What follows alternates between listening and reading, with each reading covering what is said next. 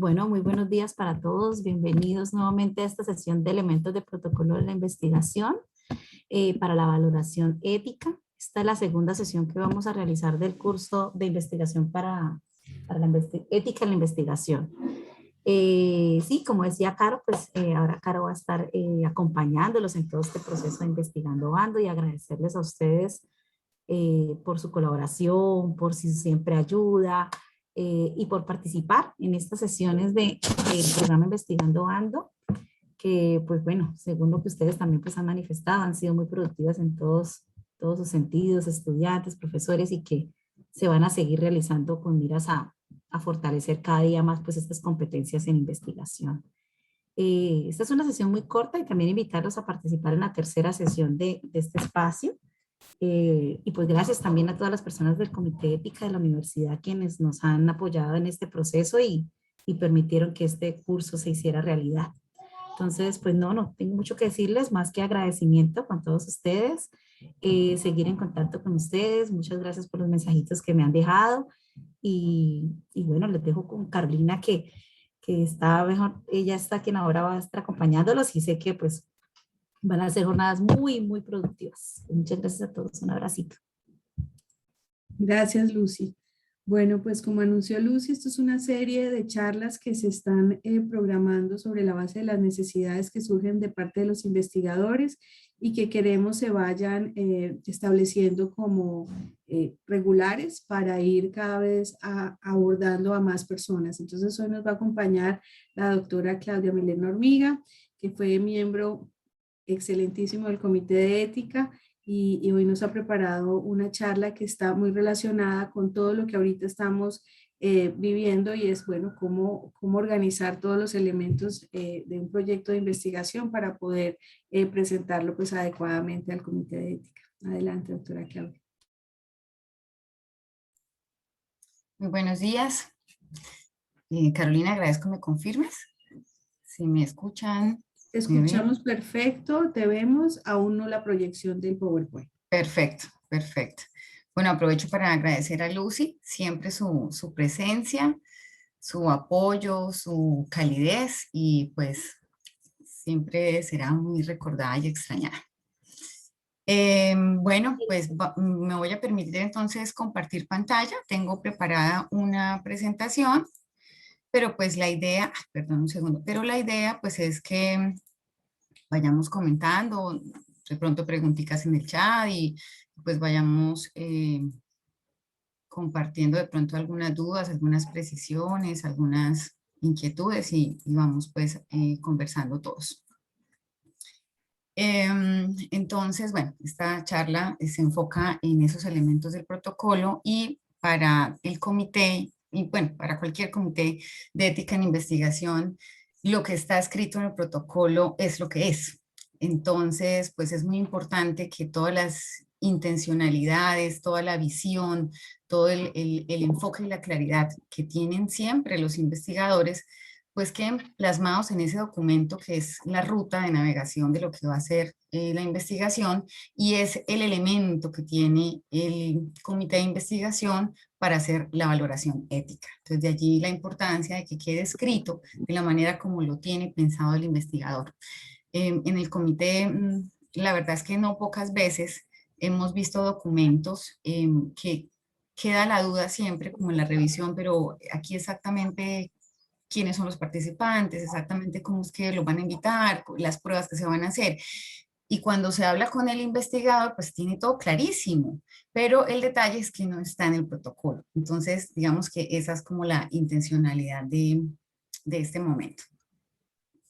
Bueno, para iniciar, solamente compartirles un pequeño pensamiento, pues, si es que los comités de ética existen, ¿cierto?, para proteger los derechos de los participantes. Esa es la luz, la visión. Pero por ahí detrás también, o al lado, pues, está la protección de los investigadores y la protección de las instituciones. Al proteger a los participantes, se está protegiendo también a los investigadores y a las instituciones. Tenemos unos principios y unos valores rectores que los conocemos, simplemente los tenemos ahí. Entonces la idea es que en cada decisión que se toma en la investigación o en el plan de la investigación, que es lo que queda en el protocolo, pues se tenga en cuenta precisamente el seguir, digamos, estos principios y estos valores. Bueno, entonces, ¿qué es lo que evalúa el Comité de Ética en Investigación?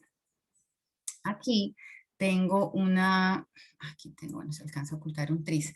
Digamos que son unos elementos básicos. Ahí está una referencia importante, es una adaptación de esta referencia, donde da como un derrotero de, bueno, estas son las cosas que mínimamente, o bueno, mínimamente no, que fundamentalmente evalúa un comité de ética en investigación.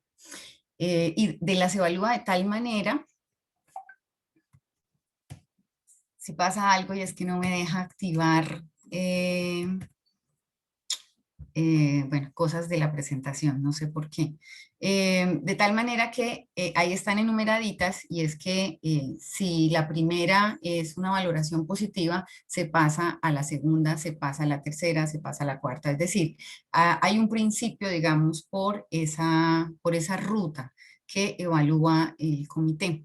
Y si vemos de estos puntos, 4 puntos, no sé cómo hacer para activar. Bueno, esto hacía referencia a la secuencialidad de pasos, ¿no? Y que se tienen en cuenta en esta valoración. Y si vemos, en realidad todas tienen que ver con los participantes, pero hay unas de manera muy explícita que tienen que ver con la participación de ellos en todo sentido, ¿no? Desde la selección hasta cuáles son las técnicas, los procedimientos, es decir, en qué consiste su participación, cuál va a ser su seguimiento. Bueno, aquí está entonces, digamos, estos pasos. Y lo que voy a hacer es hablar, pues, brevemente de cada uno de ellos. Entonces, empezamos por el valor social o científico. Ya tuvimos un primer encuentro que fue liderado por el doctor Juan Carlos, donde hablaba precisamente de la pertinencia. Y es un tema supremamente denso, puede llegar a serlo, pero digamos que una claridad allí es que toda investigación tiene que tener un aporte, ¿sí? O es un aporte en lo práctico, digamos, en lo concreto, esto nos va a servir para mejorar esta técnica, esto nos va a servir para mejorar este procedimiento. Siempre hay algo positivo que debe derivarse de una investigación. O se va a generar un conocimiento que va a ir, pues, en esa cadena, pues, de generación de conocimiento, y de esa manera va a ir contribuyendo también a la sociedad. Entonces, la pertinencia del tema y la relevancia del tema debe explicitarse. Eso debe quedar supremamente evidente, no puede quedar a la interpretación del que hace el juicio.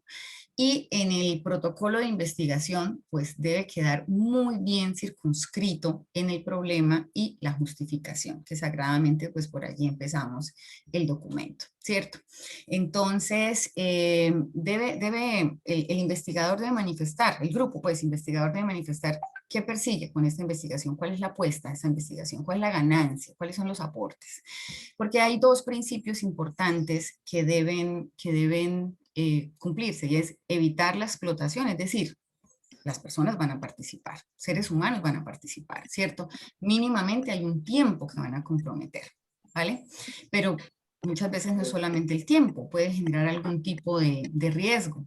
Entonces, debe justificarse realmente hacer una investigación en cuanto a respetar a los participantes en todo sentido, y además, pues, que los recursos siempre son limitados, entonces no se justifica hacer ¿Qué dijo Yamile? que no tenga un aporte Del pago en la del sociedad ticket. o los participantes. Bueno, ¿Cómo según lo dijo? superado esto, yo creo que hay un micro abierto.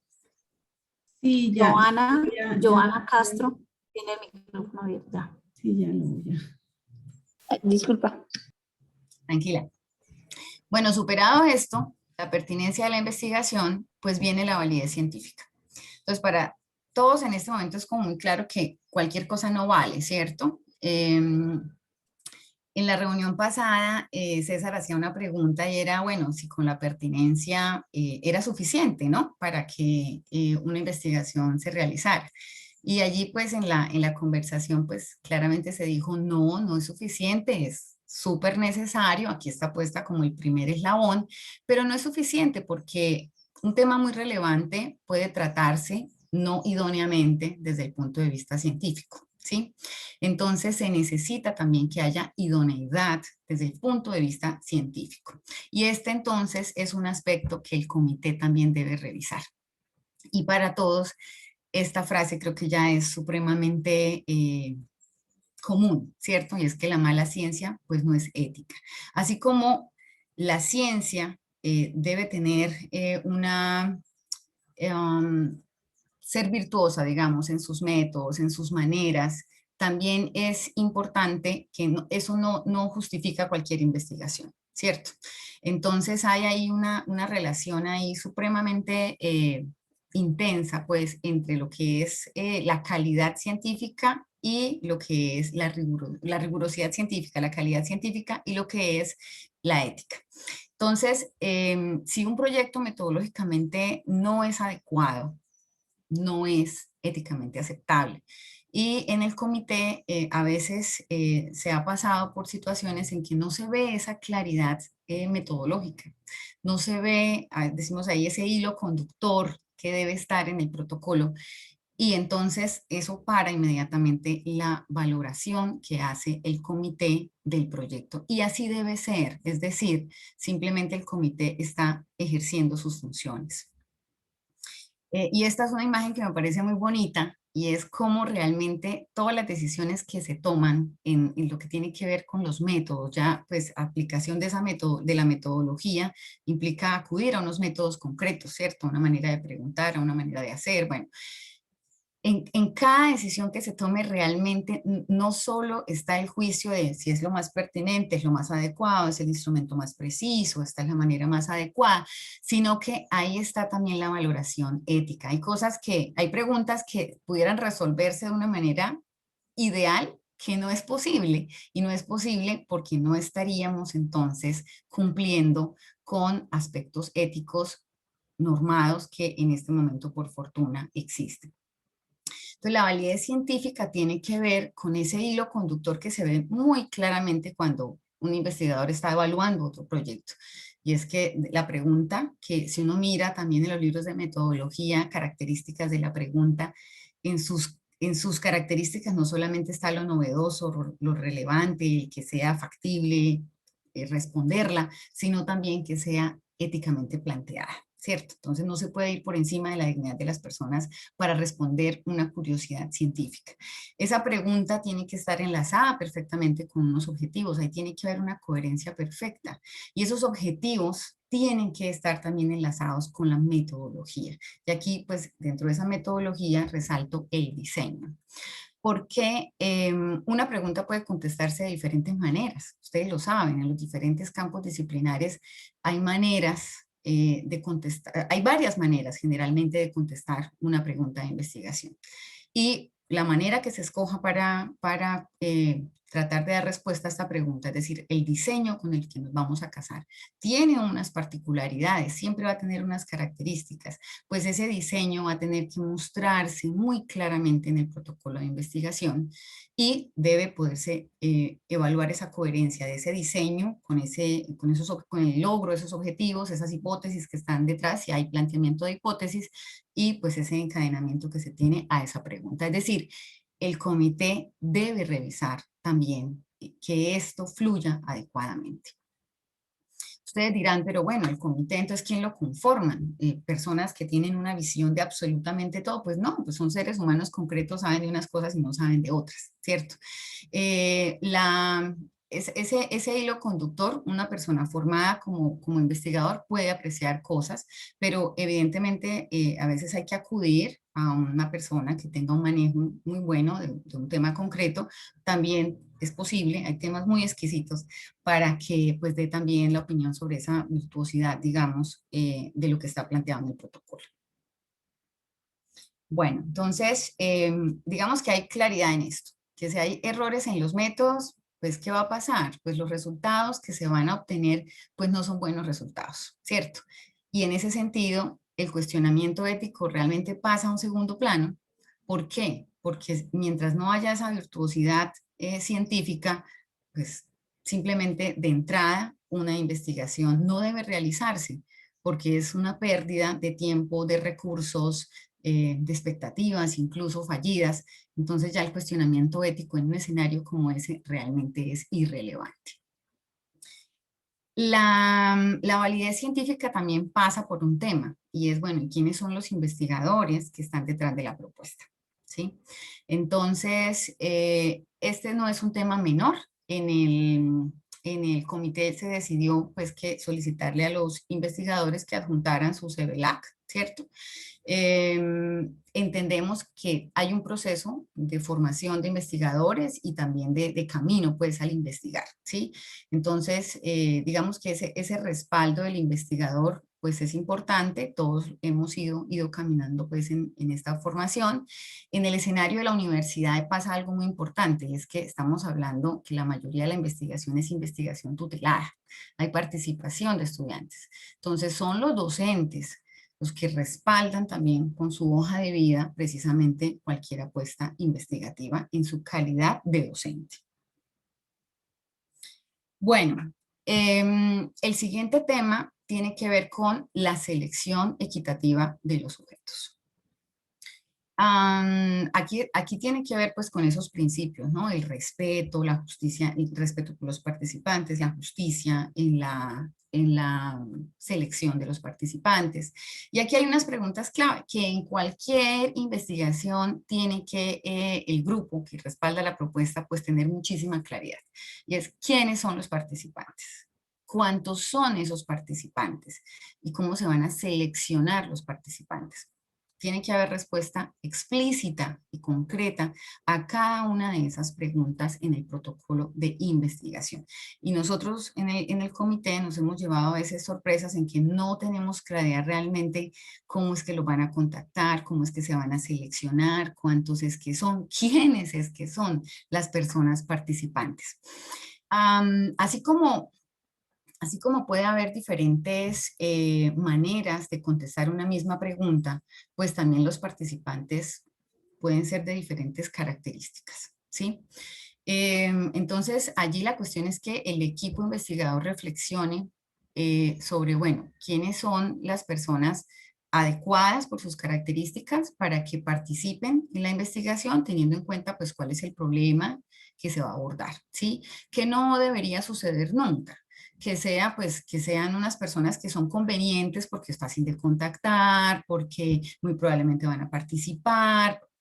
No, hay que pensar es en que realmente sean las personas que nos van a entregar una información, pues, con su participación voluntaria y esa información realmente es la que va a tener aplicabilidad para dar respuesta y para poder, digamos, contribuir a la generación de conocimiento y a los aportes prácticos que se puedan derivar. Siempre en las investigaciones hay muchas decisiones que tomar, ¿no? ¿Cómo hacer esto? Aquí es importante también, bueno, ¿y quiénes son las personas? ¿Cuál es la mejor manera de evitarles, porque es que los riesgos se pueden maximizar teniendo en cuenta la población que participa? Entonces siempre hay como un principio rector allí. La escogencia de los participantes debe permitir minimizar riesgos y maximizar beneficios. Entonces, ¿quiénes son esos participantes? ¿Cuántos son y cómo se seleccionan? ¿Eso qué implica? Que en el protocolo debe quedar supremamente explícito cuáles son los criterios de selección de los participantes, cuáles son los criterios para el tamaño muestral, para el muestreo. Aquí no solamente estoy hablando de investigación que sea de cuño cuantitativo, investigación de cuño cualitativo, bueno, cualquier abordaje va a implicar seleccionar muy bien quiénes son las personas que van a poder participar, las que cumplen las características y cuántas son, y eso pues tiene obviamente una sintonía total con cuál es el diseño y cuál es el enfoque que tiene la investigación. Y también pues debe quedar explícito cómo se van a invitar a participar las personas. Entonces eso permite evaluar tanto aspectos metodológicos como aspectos éticos, ¿cierto? Sesgo de selección es posible, pues eso es una discusión metodológica, ¿sí? Pero también es posible evaluar, como el comité valora, si de pronto se pudiera llegar a presentar, porque todo es, puede llegarse a dar la situación. Eso es lo que el comité empieza como a reflexionar al respecto, y es el que haya una influencia indebida o coerción, ¿sí?, hacia los participantes, o que de pronto haya una compensación indebida, ¿sí?, una compensación que haga que las personas realmente no estén tan libres de optar si participan o no participan. Entonces, esta parte, después del diseño, cuando se hable de los participantes, esos detalles deben quedar supremamente claros. Y esto tiene una continuidad con lo que es después el consentimiento informado, ¿sí? Cómo se le habla a las personas, cómo se les dice por qué es que se les está invitando a participar. Siempre hay una justificación para eso. Entonces, este es un tema aparte y es un tema supremamente importante, pero aquí hay una continuidad entre el pensamiento de quiénes son los participantes, cuántos son y cómo se seleccionan, con lo que va a ser el proceso del consentimiento informado. Bueno, el otro tema que es supremamente clave en la valoración ética es la razón riesgo-beneficio, que debe ser favorable, si no, pues no se justifica ninguna investigación. Y este es un asunto que no es tan, a ver, que implica discusión, ¿no? Ahí viene el asunto, bueno, ¿qué es riesgo? ¿Qué es riesgo en una investigación? Ese es un tema supremamente denso incluso, ¿sí? Aquí hay una definición, pues riesgo es algo que puede pasar, es una situación que puede suceder, y en este caso es que puede llegar a suceder debido a que el participante, es decir, el sujeto de la investigación, participa. Si no participara, pues no tendría posibilidad de que le pasara esto, ¿sí? Entonces, bueno, hay definiciones, esta es una, y está la referencia, es una probabilidad de algo negativo, de un daño, una pérdida, de una lesión, de cualquier consecuencia adversa que le suceda a alguien debido a que participó en la investigación. Entonces, ¿cuál es el ejercicio del investigador, la investigadora, pues, del equipo?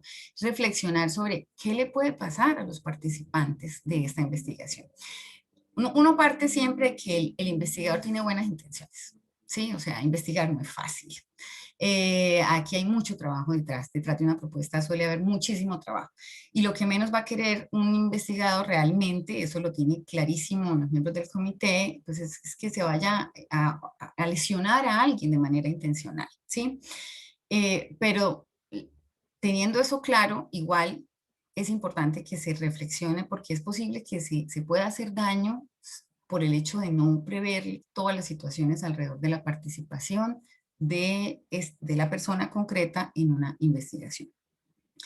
Algo súper importante, y pues ya ustedes lo tendrán claro, pero de todas maneras lo voy a comentar aquí rapidito, es que lo primero que a uno se le viene a la mente es que los riesgos sean físicos, ¿sí? Una lesión, dolor, inconformidad por algo, o bueno, hay investigaciones en la parte biosanitaria que pueden llegar a tener unos riesgos como de que pueda llegar a generar un daño futuro, ¿no? Una enfermedad futura, digamos. Entonces, eso es real, o sea, son daños físicos que hay que anticiparse a ellos, pero no es la única manera de lesionar, ¿sí?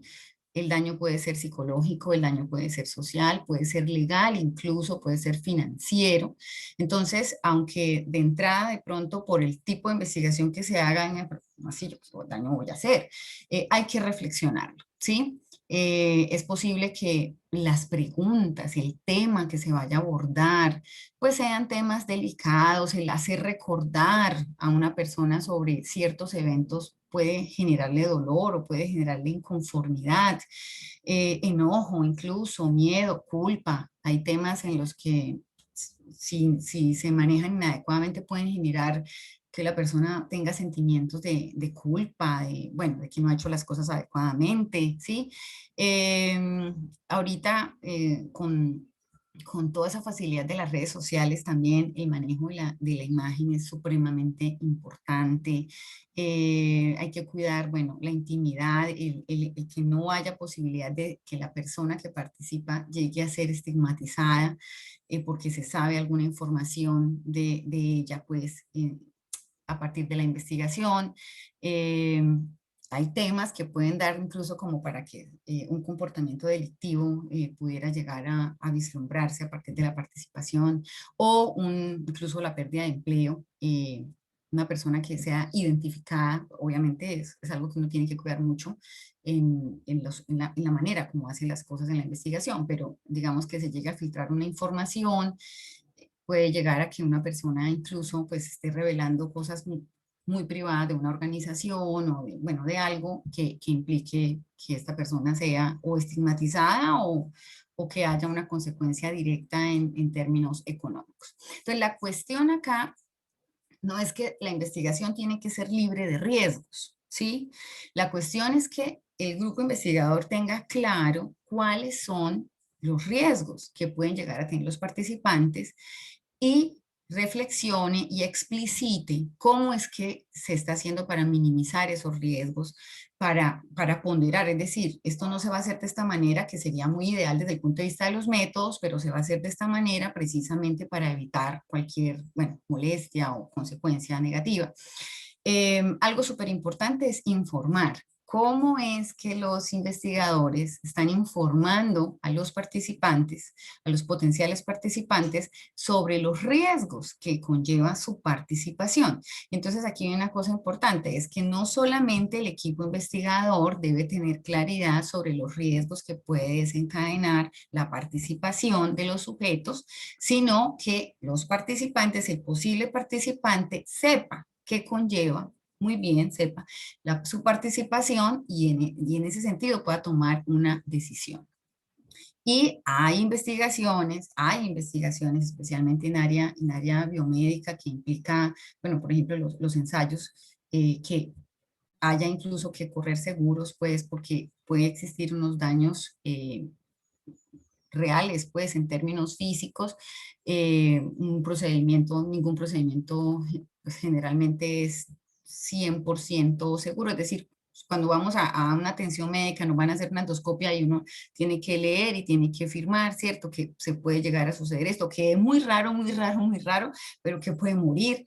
Entonces, digamos que hay que mirar también dentro de la investigación cómo se puede indemnizar. Obviamente, las investigaciones son diferentes, cada una va a tener unos riesgos diferentes de acuerdo al propio contexto de la investigación. Entonces, en cuanto a los riesgos-beneficios, lo que el equipo investigador debe proponer, el planteamiento, pues, y qué es lo que valora el comité de ética, es que haya lo que se llama un balance proporcionado entre los riesgos para él o la participante y los beneficios potenciales para él o para ella, si es posible que existan, o para la sociedad en general, ¿sí? Entonces, pues esto implica un asunto que es de evaluar, de reflexionar, ¿sí? Tiene que ver con quiénes son los participantes, ¿cierto? Estamos hablando de una persona, entre comillas, sana, es decir, una persona que participa no porque tenga un diagnóstico, sino porque, pues, cumple unas características, está ahí ejerciendo un rol, que es lo que se necesita, las personas con las características que participen, listo. O estamos hablando de una población que es vulnerable, es decir, que cumple criterios de vulnerabilidad. Eso es una cosa importante para mirar, ese balance riesgo-beneficio, ¿sí? Lo otro, pues, es que, ¿qué es lo que se va a hacer? O sea, ¿cuáles son los procedimientos? Esto es una encuesta. ¿Qué es lo que se va a preguntar en esa encuesta? Es una técnica que es invasiva. Entonces, de pronto, a veces es muy común, bueno, pero es que aquí no se le va a sacar sangre a nadie, ¿no? En realidad, obtener una muestra de sangre es una cosa rutinaria. En cualquier momento, a cualquiera de nosotros nos obtienen una prueba sanguínea para cualquier cantidad de cosas. Realmente, dentro del ámbito sanitario es una cosa rutinaria, ¿sí? Y eso es uno de los criterios que se tiene en cuenta para estimar realmente ese riesgo, ese balance riesgo-beneficio. Es una cosa rutinaria, ¿sí? O es algo que definitivamente si la persona no participa en la investigación no va a tener contacto con esto, ¿sí? Hay que mirar también las circunstancias en que las personas participan. Es una persona que va a ser fácilmente identificable como que participó en la investigación. ¿Cuál es el esfuerzo real que le va a generar en el participante el hecho de precisamente de ser participante? O sea, son todas las circunstancias en cómo se da la participación también y en quiénes son los participantes, se tienen en cuenta para hacer esa valoración de esa razón riesgo-beneficio, que el primero que la tuvo que haber hecho fue el equipo investigador. ¿sí? El primero que tiene que autorregularse y decir, pues, esto, pues muy interesante, se pudiera hacer de esta manera, pero no, porque no podemos someter a los participantes a esto, entonces toca derivarlo de esta manera, y ahí está lo ético y está lo técnico-científico también. En toda decisión en realidad están las dos cosas. Siempre, como principio, tenemos que va a prevalecer la protección al o la participante. Siempre. O sea, hay cosas que no se pueden hacer simplemente porque no se justifica el riesgo para los participantes. Y punto. Bueno, en cuanto al consentimiento informado, pues es un proceso supremamente importante, tanto que merece un espacio aparte, y por eso yo no voy a hablar mucho del consentimiento informado, pero sí les voy a decir dos cositas. Primero, que precisamente dada la importancia y dadas las dificultades que en el comité se ha visto también en cuanto a la redacción misma del documento del consentimiento, se hizo una revisión de las pautas para la elaboración del consentimiento, que pues eran las que estaban establecidas, y entonces hay un nuevo instructivo de consentimiento o asentimiento, pues, como aplique, que está entonces en la página institucional del Comité de Ética en Investigación. Este es pues una imagen chiquita de este documento que pues obviamente se hizo con el mejor ánimo de dar una orientación amplia y concreta de la elaboración de este documento. Este documento, el consentimiento es un proceso, ¿no? No es un documento, pero pues va a quedar escrito, ¿cierto? En un documento concreto, es un documento que debe tener unas características para que realmente sea válido, sea adecuado. Entonces, pues invitados todos a revisar, es un esfuerzo importante de tanto del Comité de Investigaciones como de la Dirección de Investigaciones de la Universidad. Y además, precisamente a la importancia del tema, hay ya entonces un momento, digamos, como este, dedicado exclusivamente al consentimiento informado. Ahí está la fecha, ya tenemos el enlace y pues estará orientado por la doctora Diana Pulido. Bueno, el sujeto a los participantes, que es el otro tema aquí súper clave, implica pues el sujeto más allá de respetarlo en la escogencia, ¿sí? Es decir, en quién es la persona y el proceso de consentimiento que pues esta persona debe tener para poder participar. O sea, hay que ir más allá en ese respeto a los participantes. Entonces tiene que ver con la seguridad del paciente y es del paciente, perdón, aquí se me salió pues la parte sanitaria, la seguridad del participante, eso tiene que quedar planeado, tiene que quedar escrito en el protocolo, ¿sí? ¿Cuáles son las cosas que le pueden llegar a pasar? Ahí están los riesgos, ¿no? Al participante, y entonces mirar cómo se va a velar porque estas cosas no sucedan y porque si suceden, pues qué se va a hacer, ¿sí? Entonces hay que planearlo, pero además de planearlo, hay que hacerlo realidad, es decir, hay que vigilarlo durante la ejecución del proyecto. Si llega a suceder algo indeseado, que cada cual sabrá cuáles son las cosas indeseadas que pudieran llegar a suceder, pues hay que notificarlas, hay que notificarlas al comité, hay que tratarlas adecuadamente siguiendo el plan que se debe haber tenido, anticipándose, y muy posiblemente eso pueda implicar retirar al participante de la investigación. Entonces, esa ruta de cómo se va a proteger la seguridad del participante debe quedar explícita en el documento. Debe quedar explícito también cómo es que realmente se va a garantizar la voluntariedad de los participantes. El investigador, el equipo investigador debe hacer un esfuerzo un esfuerzo grande por garantizar que las personas realmente tengan claridad en que pueden no participar, que no va a pasar nada, que se pueden retirar en cualquier momento de la investigación, así al investigador se le parta el corazón, pero que lo tiene que poder hacer sin justificarse, ¿sí? Y pues garantizar que la persona comprenda que no va a tener consecuencias negativas de retirarse de la parte del estudio, ¿sí? Y pues obviamente esto implica también pues aquí que hay que retirar los datos, ¿sí?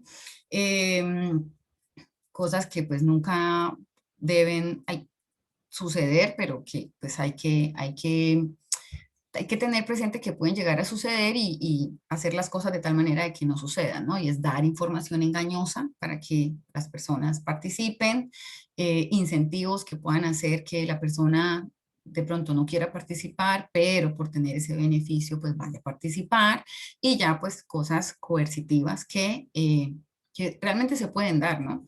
Pero pues que a toda costa hay que evitar. Am, a mí me ha pasado, por ejemplo, en campo, que llega uno a hacer algo y entonces la gente, si estamos hablando de comunidad, ¿no? A decir como, pero es que la vez pasada los mercados que dijeron que nos iban a dar no lo dieron, y queda uno como, ya, o sea, realmente pueden pasar, o realmente pasan cosas en que se contactan personas porque cumplen con características, pues, de ser participante, pero se ofrecen unas cosas que realmente, pues, no tienen por qué ofrecerse, ¿sí? Porque implica un incentivo que no debe darse, y implica engaño realmente, ¿vale? Entonces uno tiene que garantizar que la persona comprenda que estas cosas no se van a dar y realmente no tiene por qué darse. Em, Acceso a los resultados, pues los participantes tienen derecho a conocer sus resultados, o sea, se están entregando información propia, ¿sí?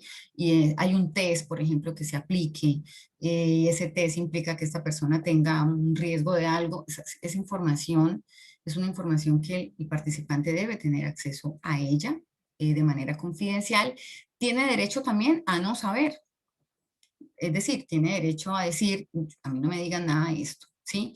Pero hay información que incluso puede no solamente tener repercusión en la persona, sino incluso en personas allegadas, ¿sí? Ya el conocer eso implica que la persona, pues, sepa que hay unos resultados a los que tiene acceso y a veces incluso, dependiendo de la investigación, incluso implica tener algún tipo de asesoría por el hecho de ya empezar a tener un diagnóstico o un rótulo, pues, esta persona. Y también, pues, manifestar que se tiene derecho a los resultados generales de la investigación. A mí me ha pasado, por ejemplo, que un participante dice, yo no quiero volver a saber nada de esto. A mí sale esta entrevista y tales, y ya no más por aquí. A mí no me vuelva a llamar, no me vuelva a contactar para nada, no me interesa nada de esto. Perfecto, ¿sí? Eso perfectamente sucede. Pero hay gente que sí dice, yo sí quisiera saber esto cómo sucede, ¿sí? Hay investigaciones en las que por los temas que se tratan, ¿sí? Y eso tiene que ver acá con la seguridad, ahorita que me acuerdo, puede generarle ansiedad, puede generarle una situación allí emocional, ¿cierto? A la que hay que responder, ¿sí?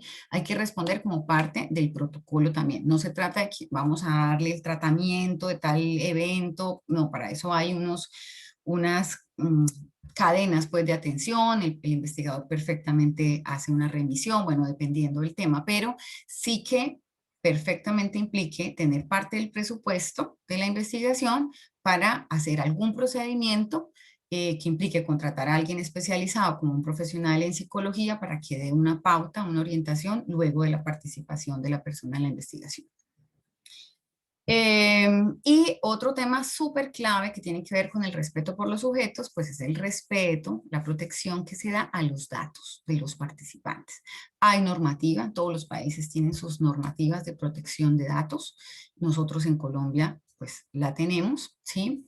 Y hay datos de datos también, ¿no? O sea, el hecho de que sean imágenes implica unas protecciones particulares, ¿sí? Diferente a que no haya imagen, por ejemplo. Em, como, como recomendación, digamos, es que si uno va a tener una base de datos, pues lo ideal es disociar el dato. Es decir, una cosa son la identificación, otra cosa es toda la información que realmente se va a analizar. Entonces, disociarla y anonimizar. Si los datos realmente pueden tomarse anónimamente, pues tomarlos anónimamente. O sea, aquí no se planea ningún otro contacto, no hay realmente como una justificación para tomar la identificación de las personas, su nombre, no sé, su dirección. O sea, si se puede prescindir de esa información, prescindir de esa información. Por todas estas cosas es que es súper importante que los protocolos, es decir, los anteproyectos, sean evaluados de manera independiente, que es lo que debe hacer el Comité de Ética en la Investigación, una valoración independiente. A veces, porque pues eso sucede, algún miembro del comité debe declararse impedido. ¿Por qué? Porque tiene una relación afectiva con el proponente, ¿sí? Y para evitar de alguna manera anular juicio, digamos, pues yo personalmente me he declarado también impedida o me declaré alguna vez impedida en algún proyecto sin tener yo participación directa en el proyecto, y eso puede pasar en cualquier momento. Entonces aquí, esta frase es la frase que está en otro documento que les muestro ahorita más adelante. Esta frase la dijo Juan Carlos después de tanto hablar de cómo poner en palabras lo más sencillo posible que es un conflicto de interés. Entonces, esta frase que él nos dio nos pareció que era supremamente concreta y clarísima. Un conflicto de interés es una situación que puede afectar el desempeño imparcial, el desempeño objetivo del investigador. Entonces, ¿quiénes pueden llegar a tener conflictos de interés alrededor de una investigación? ¿Quiénes? ¿Quiénes se les ocurre?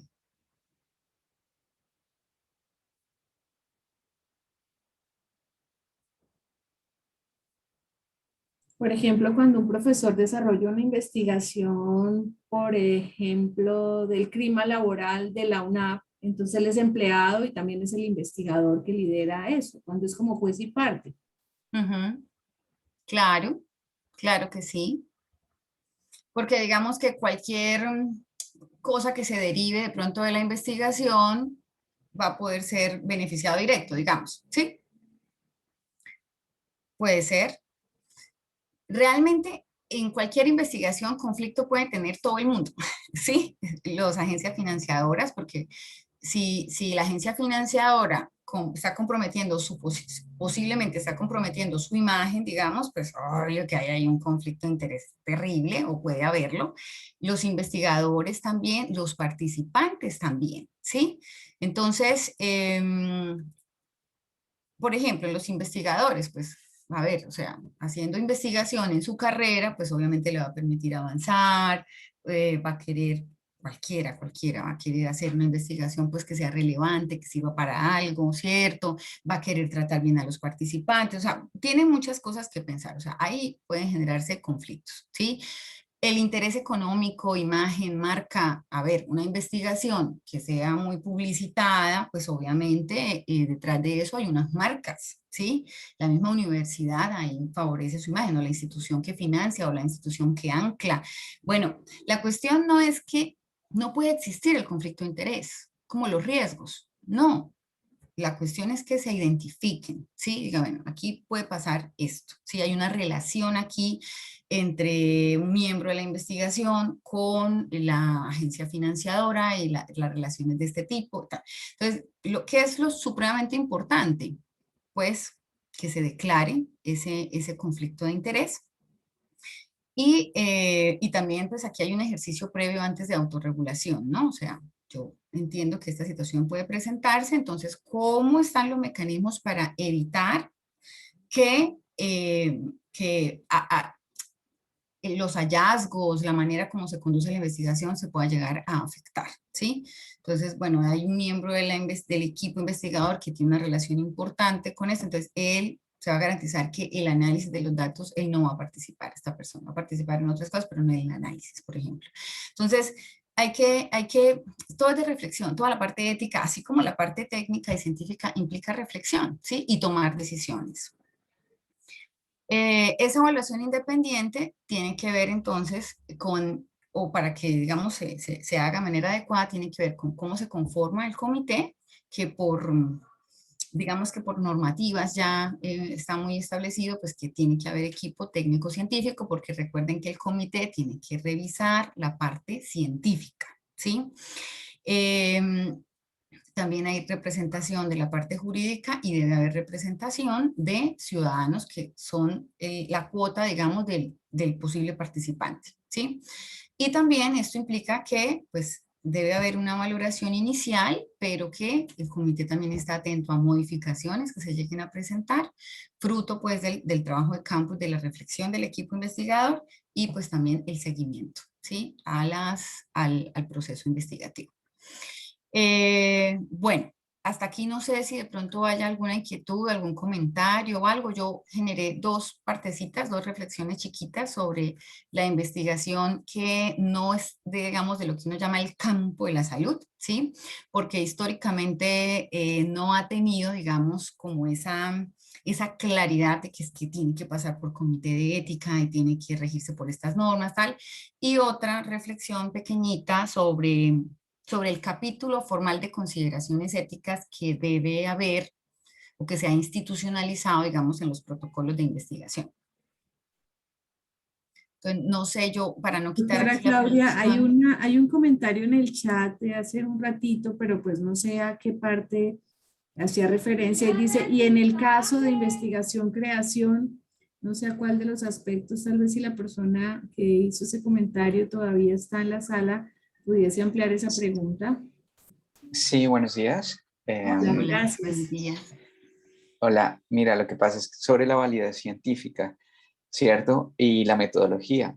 En la investigación-creación, la metodología, digamos, es muy diferente a investigación-innovación o, bueno, otro tipo de investigación. Y muchas veces ni siquiera está clara o en mi caso, por ejemplo, se desarrolla en la realización, ¿sí? O sea, la misma metodología es como la realización. Entonces, ¿cómo se daría esa validez científica desde el comité? Yo te tengo que confesar varias cosas. Primero, para mí este asunto de investigación-creación es nuevo y fascinante.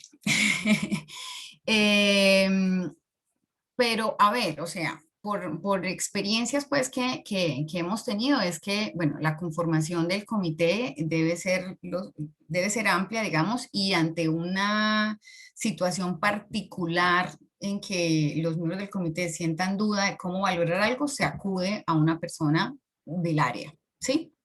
Y además de acudir a una persona del área, se acude al mismo investigador para que entrando en diálogo, esa es una cosa que siempre ha servido mucho en el comité, es hablando, es tener la claridad de que esos aspectos centrales, esos valores, pues, y esos principios que rigen, digamos, la investigación o que ya está formalizado, pues, que rige investigación en este momento, se preserven. Y eso implica una flexibilidad de cosas, ¿sí? Entonces, hay que juzgar, digamos, con raseros diferentes, no en cuanto a los principios, sino las maneras en que estos principios se cumplen. La reflexión ahí entre investigador, de pronto una persona ya digamos que curtida, digamos, en este asunto de investigación-creación, con los miembros del comité pueden digamos, flexibilizar o adaptar esa valoración de cómo los principios realmente se están cumpliendo, ¿sí? No hacer daño, respetar a los participantes y hacer una selección equitativa de participantes. No sé si la doctora Claudia, otro miembro del comité, pudiera complementar mi respuesta o no sé si es satisfactoria para ti.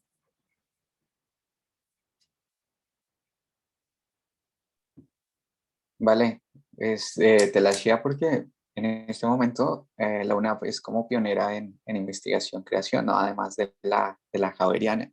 Ujú. Entonces sí me parece como pertinente mm, que tengamos como ese ítem hoy que lo hablemos porque sí, lo que te digo, somos en este momento pioneros en esa parte.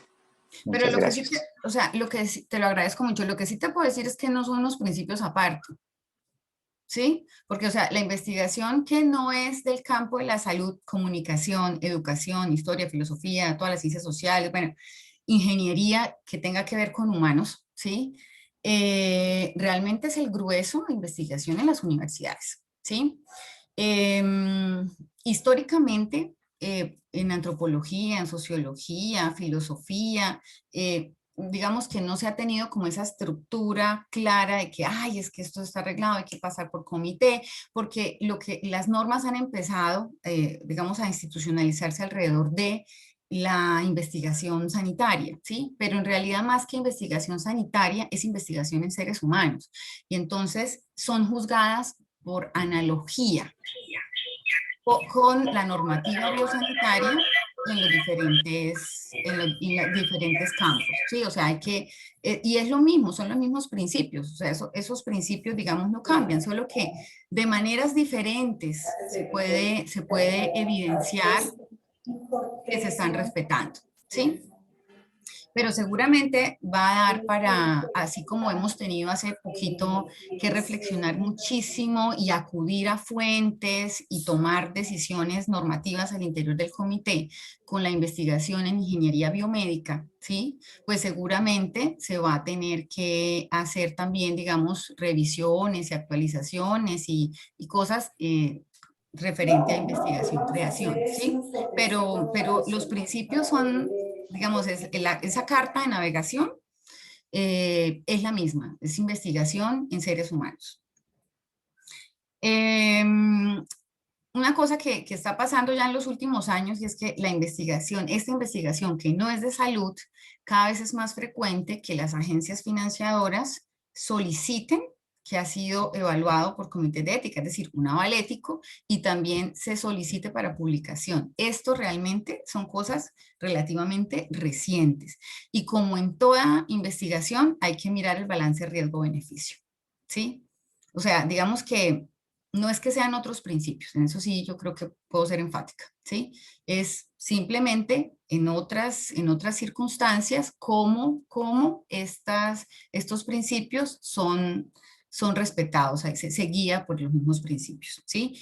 Perfectamente, pues perfectamente no. Aquí aplica el consentimiento informado, porque es que el consentimiento informado siempre aplica. O sea, cualquier persona que participa en una investigación tiene que saber que está participando en una investigación y tiene que dar su afirmación para participar en ella. Ese es el consentimiento. Y debe saber que en cualquier momento se puede retirar y debe entender su participación que conlleva. De pronto puede llegar algo que pueda ser desagradable, pero ella en pleno uso pues de sus facultades decide que sí, que va a participar, que lo va a asumir, ¿sí?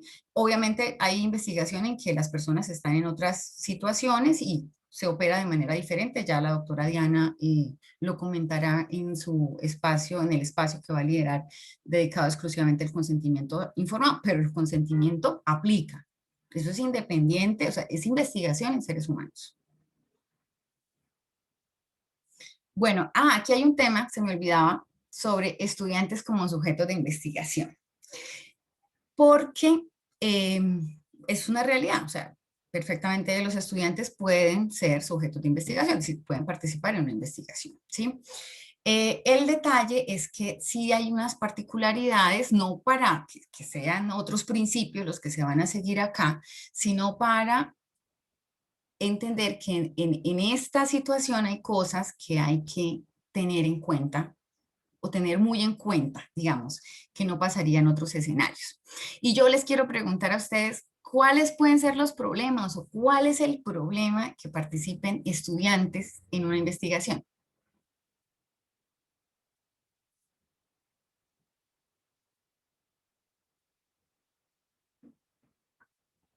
No le den ningún problema. Yo diría que son los padres los que deben firmar el consentimiento informado, entonces ahí viene un problemilla, porque a veces los chicos son pequeños. Ok, pero tú te refieres a esa investigación en la que, o sea, es el docente el que investiga con los niños, ¿sí? Sí, sí, que ellos de alguna manera participan en ella, en la Ok. investigación. Claro, si son menores de edad, ellos deben asentir su participación, pero tienen que estar respaldados por el consentimiento de los papás. Claro que sí. Pero imagínate en la universidad, son mayores de edad. Entonces creo que es porque los estudiantes no son profesionales, ¿sí? En este caso somos los docentes los que tenemos como algo que nos certifica como no tanto como investigadores, sino eh, como maestros en nuestra área, ¿cierto? De investigación, mientras que los estudiantes son personas en formación, ¿sí?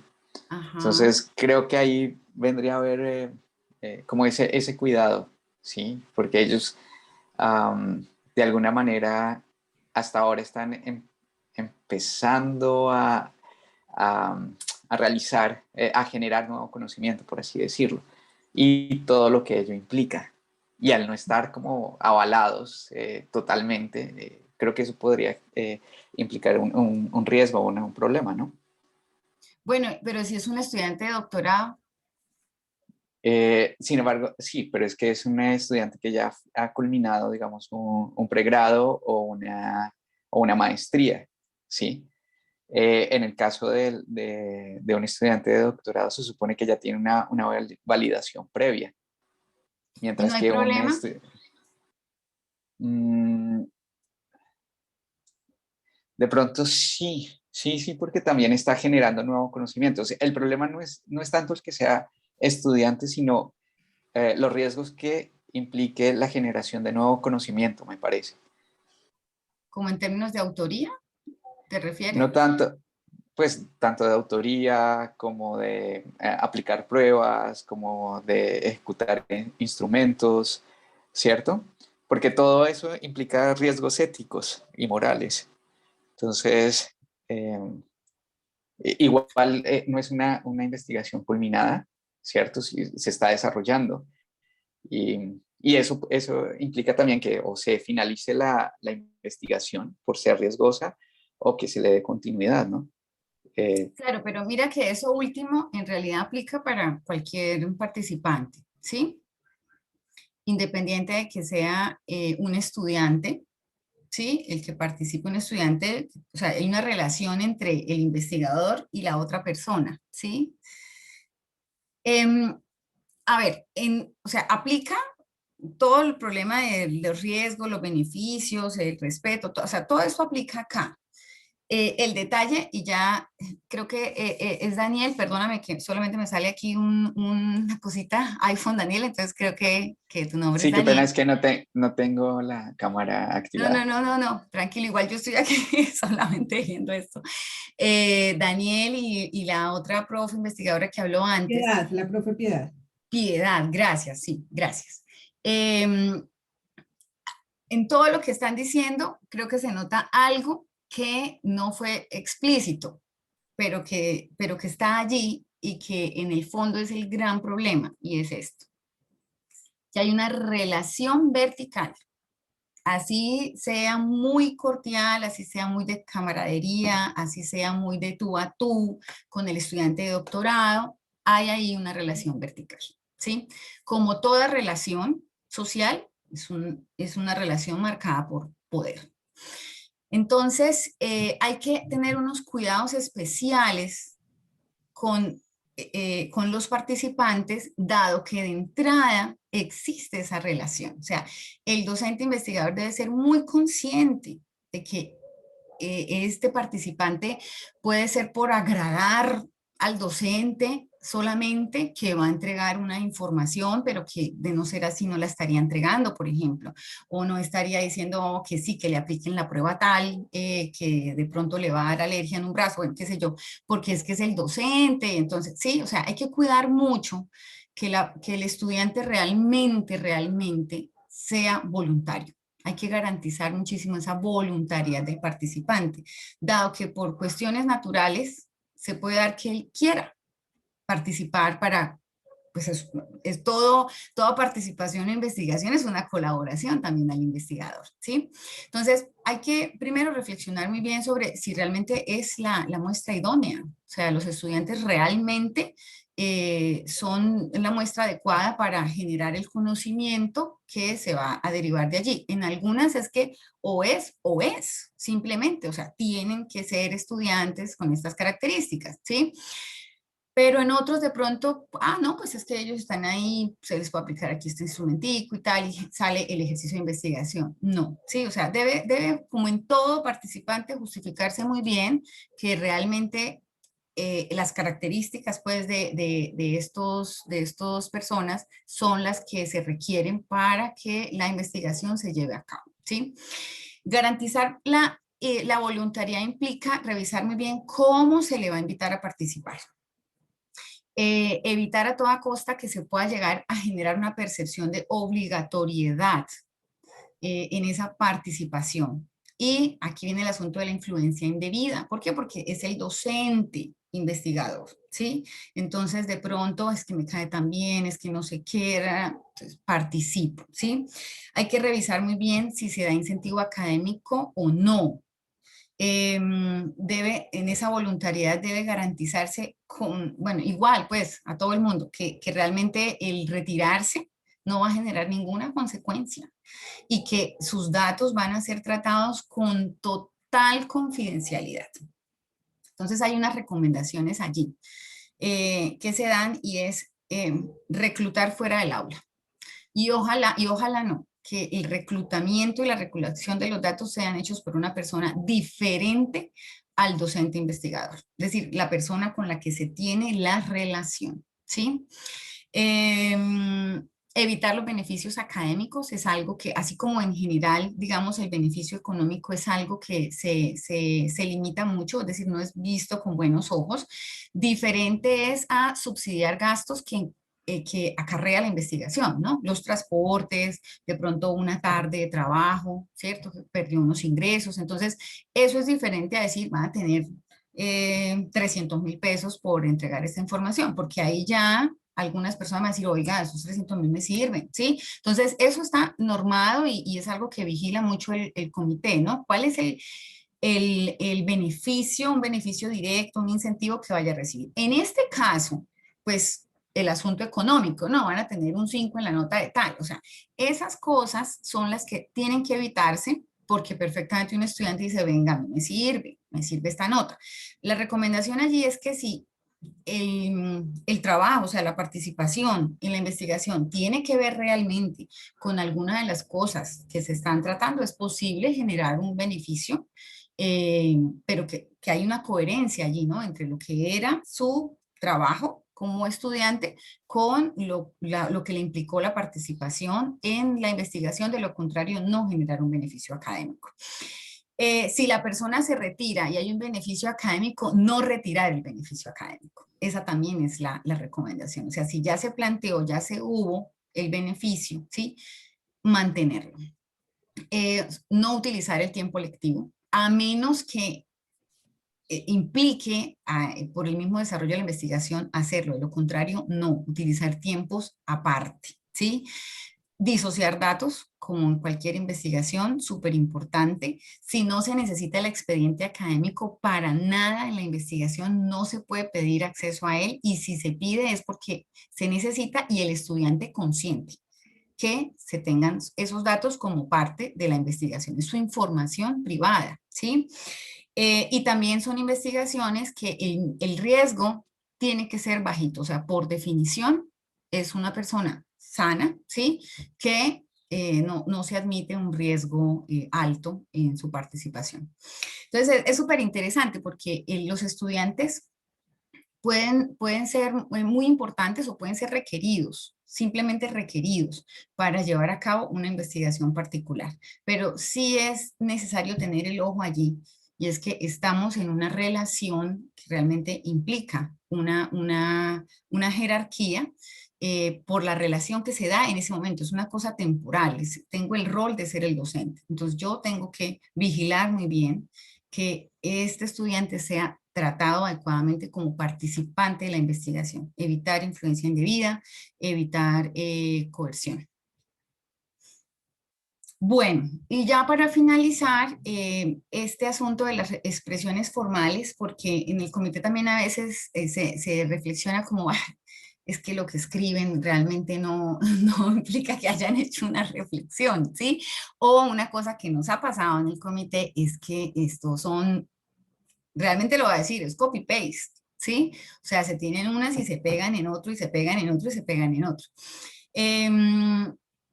El que haya un capitulito aparte de las consideraciones éticas, pues es no es que todo el mundo esté de acuerdo, digamos, en lo que tiene que ver con la bioética y la investigación.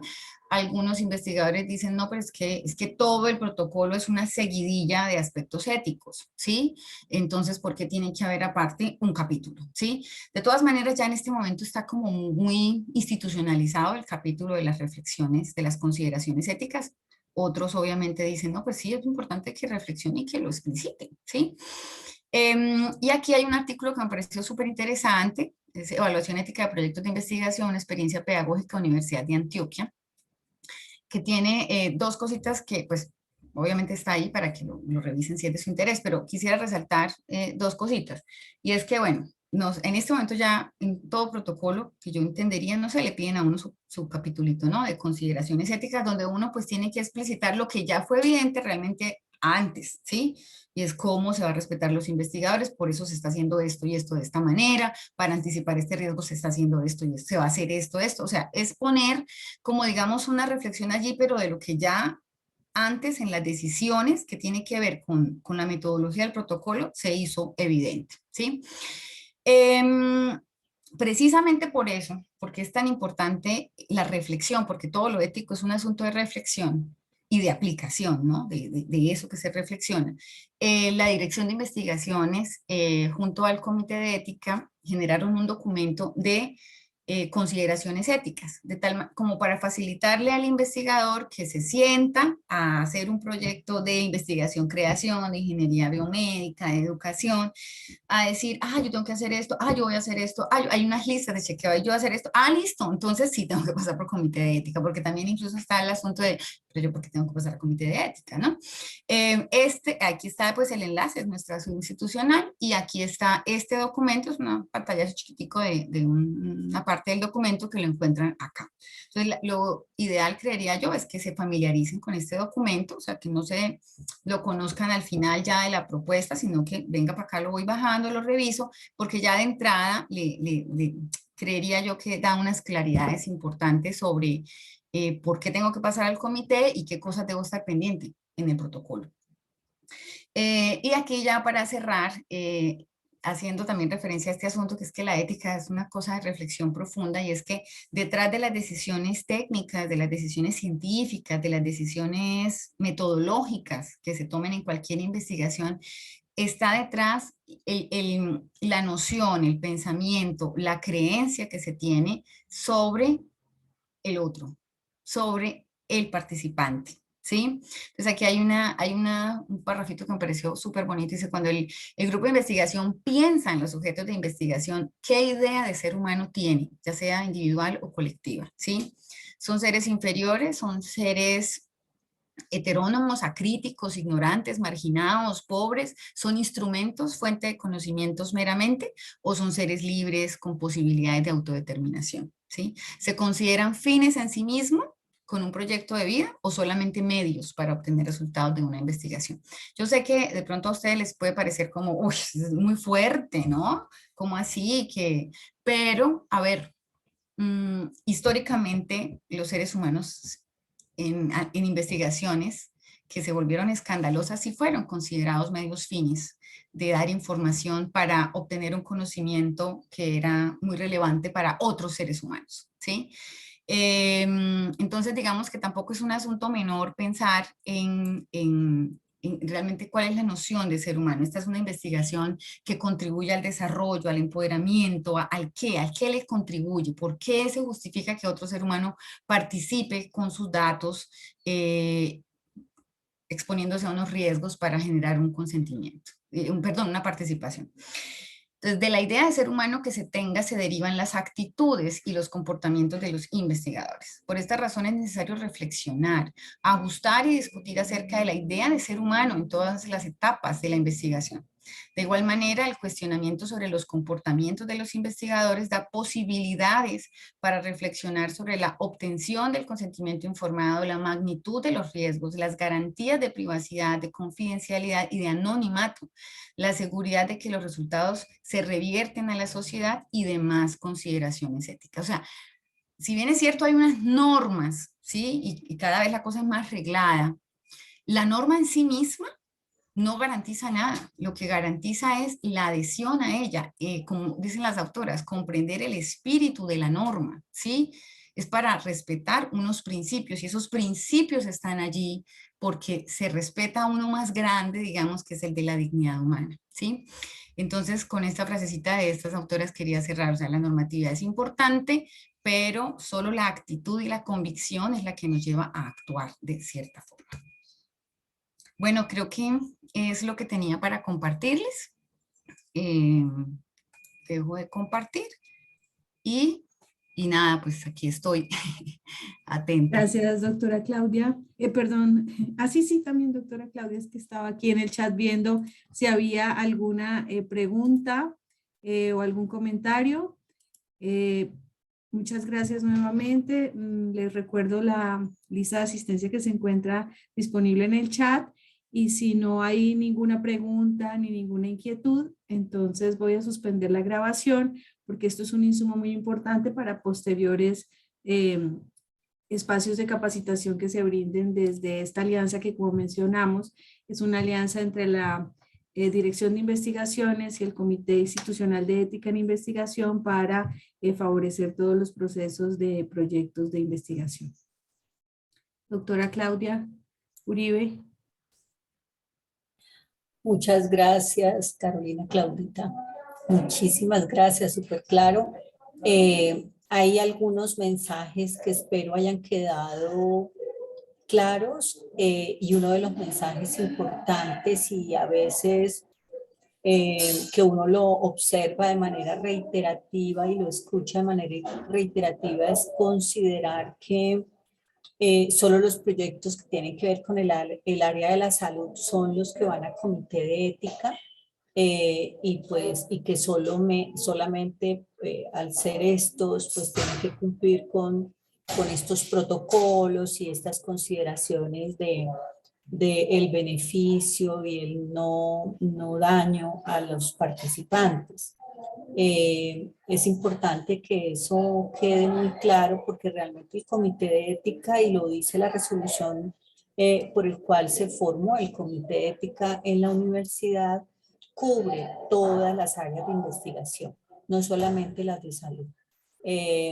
Y pues también nos han compartido algunos investigadores la sorpresa que les da pensar que tienen que someter sus proyectos de investigación al comité, porque pues la costumbre era no someterlos al comité, incluso pues con la participación de seres vivos, porque nos hemos referido un poco a la parte de los seres humanos, pero también nosotros tenemos que defender a los seres vivos y también hemos tenido proyectos de investigación donde ha sido importante mirar la parte del medio ambiente. Entonces, ampliar un poco como ese concepto que realmente el comité lo que quiere es ser un garante de que las cosas se hagan cumpliendo todas las normas y cumpliendo la protección del medio ambiente y de todos los seres vivos, pues que por supuesto que incluye a los seres humanos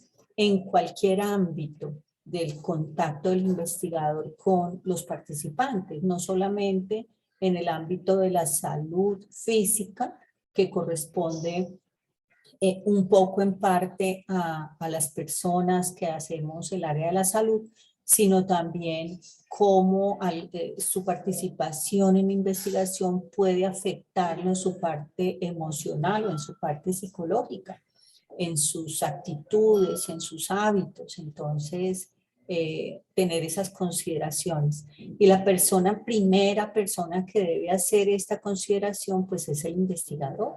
El investigador es quien debe tener esa primera mirada de ética y es el investigador que esperamos con esta participación se empape un poco de esa mirada de lo que es salvaguardar el bienestar de los participantes, tener ese respeto hacia la otra persona.